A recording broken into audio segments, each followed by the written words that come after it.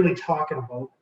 So there is a common misconception, I believe, about the difference between tight zone and mid zone. Everybody seems to think, or a lot of people seem to call mid zone a tight zone concept where it's not quite tight zone. But what we're going to be covering at the beginning is the difference between the two, whether they both have their merits, in my opinion, what kind of techniques we're using, and whether they're the same or how they differ, and why and when you might want to use them, or what might be the difference between the two. So here are our differences. So the major differences between tight zone and mid zone is the launch aiming point for the running back. So what's important to understand is that mid zone, in my belief, is a B gap to backside B gap entry point. Tight zone is an A gap to backside A gap entry point. And it all starts with the initial aiming point for the running back. Now, how we accomplish that and getting to his aiming point is it's all based on footwork through the mesh point. But the initial aiming point and how the quarterback wants, or running back wants to set his hips for tight zone is all is all predicated on the inside butt cheek of the play side guard. The aiming point for the running back and how he sets his hips for mid zone, although it's only subtle, it is a big difference, but it's the outside butt cheek of the play side guard. Now again, not that different when you're talking about a 2 foot wide ass, but it can be drastic. So what I want you to have in your heads is the difference on how the running back's hips open to his aiming point, tight zone versus mid zone, and how that affects not necessarily just the D lineman, but how that really affects the linebackers and how that moves the linebackers. That, in a nutshell, is the complete, or the difference between mid zone and tight zone, is how we affect the linebackers. Now, the running back footwork also varies for the first 3 steps depending on alignment and aiming point. What's important is that you want to time up your first 3 steps for the running back, need to time up with the first 4 steps of the O-line. Now, those first 3 steps of the running back take him into the mesh with the QB. And always remember that it's up to the quarterback to find the running back, not the running back to find the quarterback. Although I know that there's a lot of controversy with this, but when you're asking the running back to go through his read progression, he always has to have his eyes into the line of scrimmage. And that's why it's important that the quarterback needs to establish the proper width and find the running back, even if he's working zone read. That's why it's so important for you guys to practice your mesh on a daily basis. So again, the key to the running back footwork is to make sure that the O-line has taken their first 4 steps when the running back is executing his first 3 steps into the mesh with the QB. Now, how that's established, the first thing that needs to go through the thought process is that the running back cannot establish or start his footwork until the quarterback has caught the snap. If he starts any earlier, it doesn't time up right.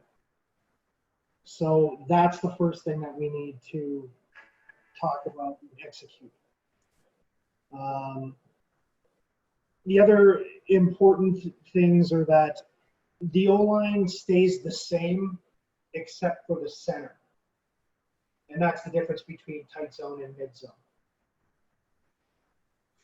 Now, for both tight zone and mid zone, schematically, you can still design either as hard runs or RPOs or zone reads. The difference is going to be kind of an offensive thought process and philosophy, but you can, and I'm going to say this about any philosophy, regardless of whether it's mine or someone else's, as long as you believe in it and can teach it and teach it effectively, it doesn't necessarily matter what you're coaching or what you believe in. As long as you've got something to hang your hat on and you can coach the hell out of it, it's still going to be successful. So why is it important for us to know the difference when we're talking about tight and mid zone? Again, I mentioned this earlier, but mid zone and tight zone affect the linebackers and D-line differently, and they hit at slightly different times into the line of scrimmage. Mid zone is not wide zone, although to the linebackers, it does look pretty darn close to wide zone. And it stretches the D-lines and linebackers a lot more than tight zone. Again, it hits a touch later. And the reason why I really like mid-zone, especially in the last couple years, more than tight zone, is because it allows your more athletic offensive linemen to use what God's been gifted them. It allows them to use their athletic ability to get into the second level with a little bit more time. And the unfortunate part is whether we as offensive linemen like it or not, linebackers are way better athletes than us. So they're going to make us look stupid unless we set spacing and aiming points and dictate space the right way. So I'm fully in favor of mid-zone being one of those plays that allows your athletic linemen to use their natural gifts and be athletes. For tight zone, I believe it's way more of a downhill run. It hits a lot quicker than mid-zone.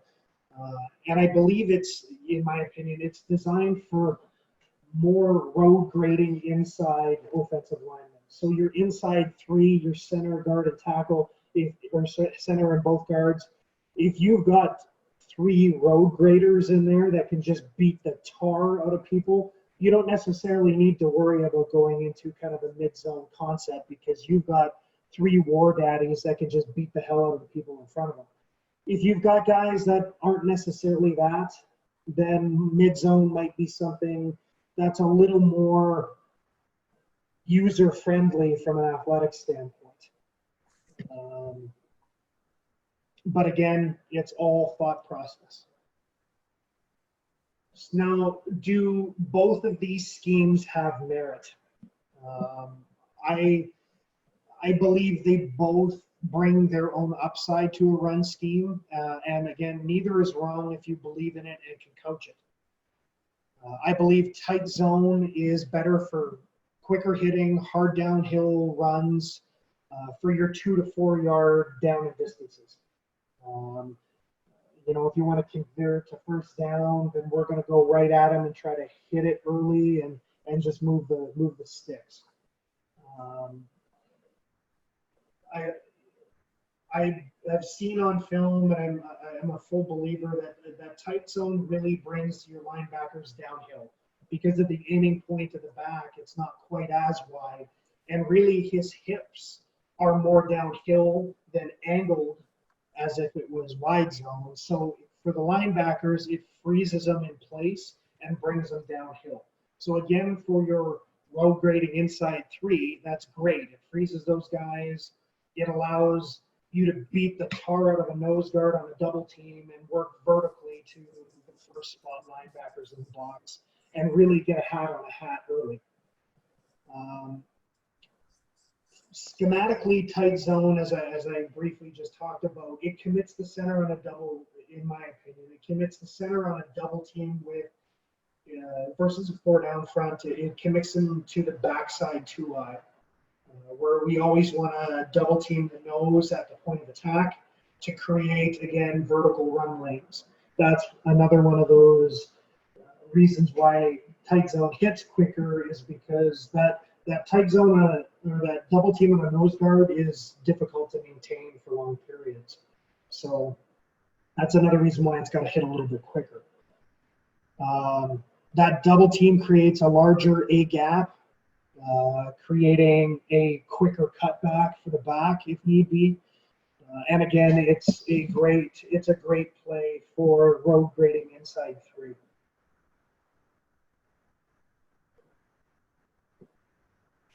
Mid zone again can look like wide zone or stretch to the linebackers because of the running back's aiming point and how he opens up his hips through the mesh point. This creates a ton of flow for your linebackers and even your D linemen, and I'll get into how that is created in a little bit. Flow allows our more athletic interior 3 to be able to cover ground and play to their strengths. Mid zone will put the center play side always, as opposed to backside versus a 2-eye. Now he's going to go play side towards the 3 tech. So imagine if you can, we've got a 4 down front in front of us. We've got a 3 tech over our right guard and a 2-eye over our left guard. Tight zone will have the center take his first 2 steps way more shallow in the A gap, looking to rewind and double team the 2-eye. Although this is pure zone and his eyes and hips are basically committed to the front side in case we get a 3 tech spike or the mic comes down into the A gap, he's committing his body to the backside 2-eye. Again, that creates downhill flow for both the interior D linemen as well as the linebackers. Now they're in mid zone versus the same front, the center will commit himself front side to the 3 tech, leaving the backside 2-eye on an island with the left guard in this case. And how we do that, or how I coach it, is I have the center take what I call a brace drag. Basically, it's just a flat kick along the line of scrimmage. It allows him to be able to cover the A gap, although with there being that hole in the A gap with a front side 3 tech,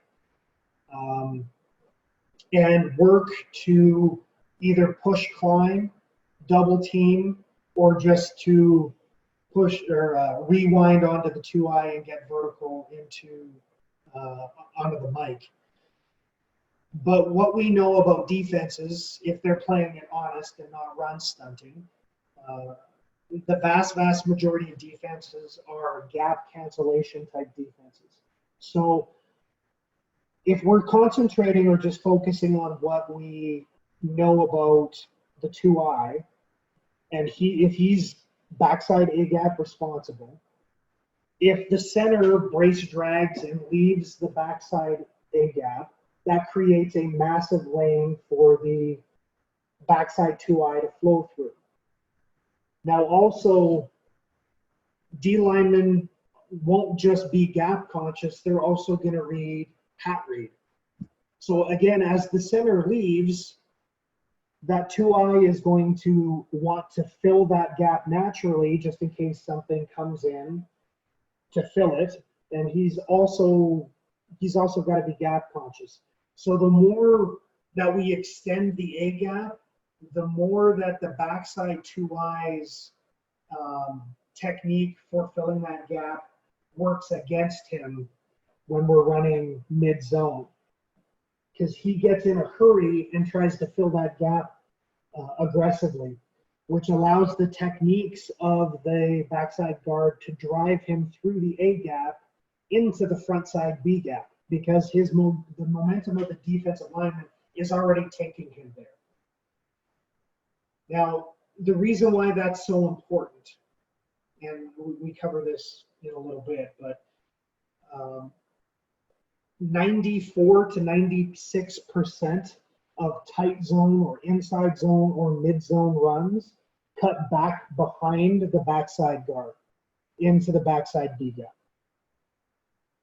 So my belief with that is encourage that backside cutback with technique and game planning. Make it easier for the back to go there if it's going to go there the vast majority of the time anyway. Again, mid zone gives the running back more movement and more time to be able to determine what his read and reaction keys are doing.